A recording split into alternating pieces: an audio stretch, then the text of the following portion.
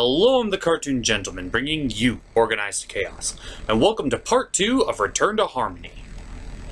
Let us watch Discord Chewing the Scenery! Naturally, Part 2 begins where Part 1 has left off, Discord chewing the scenery, while Twilight and company are in a scrabble to figure out what the hell's going on. It's almost as if maybe that instead of just trusting your gut instinct, maybe you can converse with everybody else as a team as well as Princess Celestia maybe for some advice before you immediately go to the first thing that comes to your mind when answering his riddle, and then this whole situation might have been avoided. But Twilight is still so clueless that Discord has to literally point out that he never even mentioned the labyrinth. He only said twists and turns are his master plan, which makes sense. He's the goddamn spirit of chaos. I'm sorry, but this plot makes no sense. Come on, Twilight, you were the smart one. You're the one who's Celestia's student. You should have been able to figure out that twists and turns didn't actually mean elaborate. You should have been able to figure it out with a snap of your... Note to self. Next body, build fingers. So after having a bit of a brain fart, Twilight realizes that he meant Ponyville as back where you began.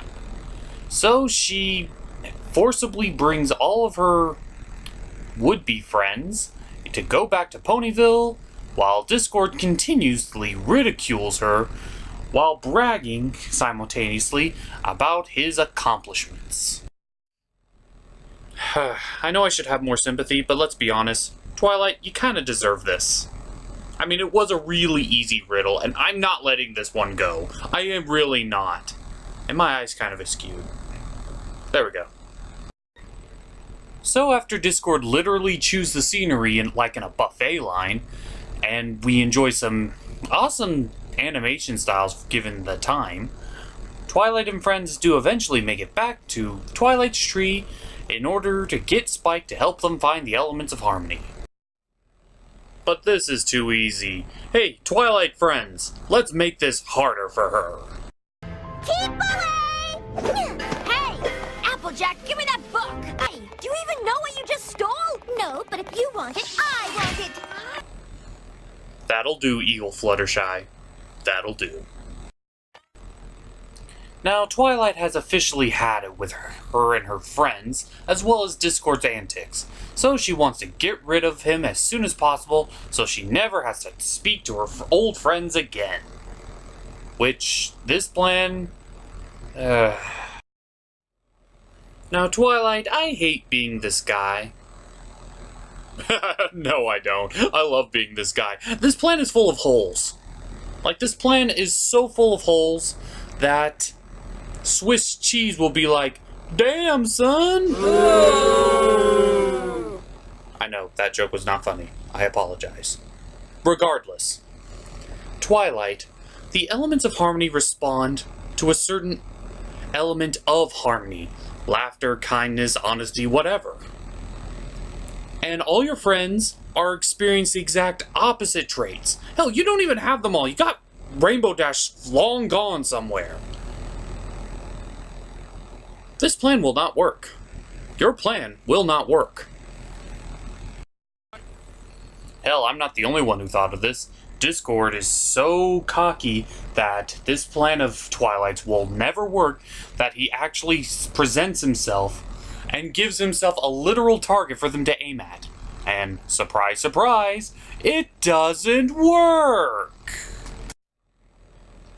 Twilight, you knew that your friends were acting weird since the Hedgemage incidents. You should have known that this wouldn't work. I'm not pulling my punches this time. Twilight is a freaking idiot in these two arcs. And seeing as how the things didn't work, and all of them can't stand each other anymore, they all separate as friends, and even Twilight starts suffering from the gray spell, while Discord just laughs and laughs and laughs. You know what? I hope Discord rules all over Equestria. We have to take into account, is the world that Discord is building really all that bad? Really, is it? I mean, the sun and moon are going up and down all on their own. No need for alicorn magic to do that. He could easily solve world hunger. Clouds made of cotton candy that rain chocolate milk. Sold? Discord may be a dick, but let's be honest. Under his rule, Equestria would probably prosper. And having a god as powerful as Discord protecting the realm, I'll take a few soapy roads if that's the case. And so, as Twilight accepts her new tyrannical overlord, we see Spike suffering from a huge case of indigestion as he keeps barfing up a bunch of friendship lessons that Twilight sent Princess Celestia in the previous season. And after reading all those lessons, she discovers, you know what? I'm gonna have another go at this, because I remembered what's really important.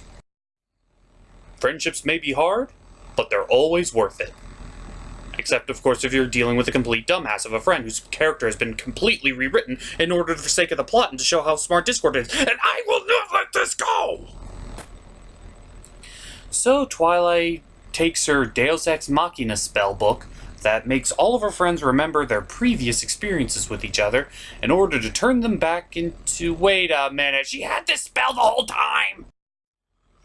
Oh, Twilight, you're gonna make me say it, aren't you? You're gonna make me say the one thing that no brony wants to hear. No, you can't! Think of the backlash! Would be so many comments! We might even be flagged! I don't care at this point! If you want to avoid annihilation, leave while you can! It's too late for you, viewer, because you know what? Twilight is worst pony this episode! She started off with so much promise at the very beginning, but as this two-parter went on, she just got dumber and dumber. She couldn't figure out an easily solved riddle. She couldn't notice that her friends were being transformed right before her eyes to be the exact opposite personality. And hell, she even had a spell to turn them back to normal, but she didn't use it! To quote the director from Red vs. Blue, information never displeases me. It's ignorance that I find unforgivable. And Twilight, your character has been changed so much this two-parter that you have become unforgivable. Thank God this doesn't happen in a later season, right? Right?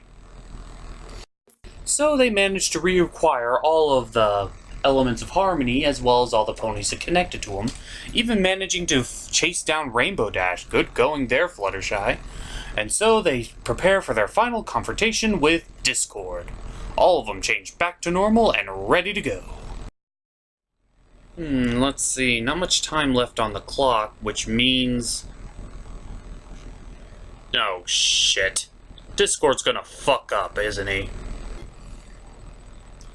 Now, Discord up to this point has been perceived as an intellectual genius, as well as a master of manipulation. But he doesn't even take into account that all the ponies have changed color back to normal. Now, this could have been a sort of visual effect, since that would be easier, but he even references that he changed them all into different colors. Which means, now that they're back, he should have known that they were back to normal. I mean, hell, he doesn't even put up a fight. It's like he wants to turn back into stone. Like, existence is so much of a pain for him that turning to stone is preferable. But nothing about his character suggests otherwise. He doesn't even try to tempt them to turn him back. Or even forcibly change him like he did with Fluttershy. Would that be considered rape? I don't care. This episode needs to end! So they send out their magical fart beams in order to encase Discord back into stone. The land is returned to normal, and they have a Star Wars-style ending to the whole thing. What a magical journey. Except I cannot stand for Twilight's character be interpreted in such a way. She should have been smarter than this. If she had an instant spell to turn him back to normal, why didn't she use them? They rewritten her character in order to make her slightly dumber, to make Discord more smarter. I mean, Discord is one of the more intelligent villains, but I think this is mostly due to the fact that Twilight was presented to be a lot dumber. Celestia knew what was going on, for God's sakes. Celestia!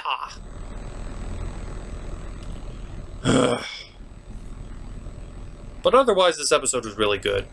John Delancey as Discord is definitely a good move on their part. And even though I harped on Twilight a lot, I did find everything very enjoyable. The scenery chewing, the anti-all of Twilight's friends, had a genuinely sad moment, and into genuinely speaking a real villain to contend with.